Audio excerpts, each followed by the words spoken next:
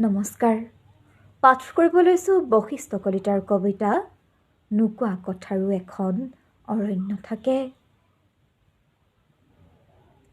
তুমি কৈছিলা প্ৰেম শূন্যতাৰ প্ৰতীক, বিপ্লৱৰ আৰম্ভণি।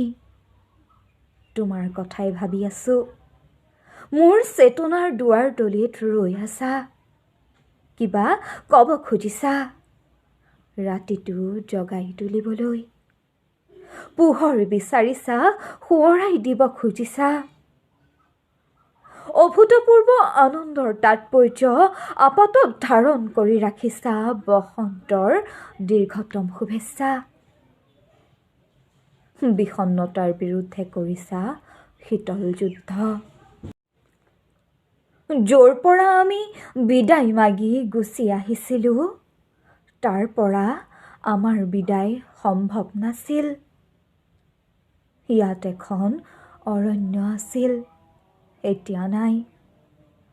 অৰণ্যৰ মাজে মাজে গৈ থাকিম। ইমান নিসংগতা মনত নপৰে মোৰ। আকাশলৈ বিষাদৰ চৰায়ে ডেউকা কোবাই উৰি যায়, মোক অভ্যস্ত কৰি।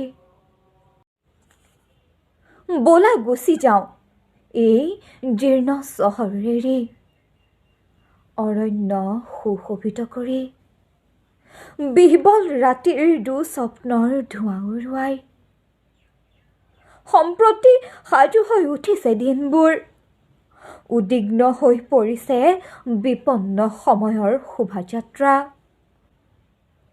এটা অজুহাত পালেই ক'ব পাৰোঁ মোৰ বিষণ্ণতাৰ সমস্ত নীলা।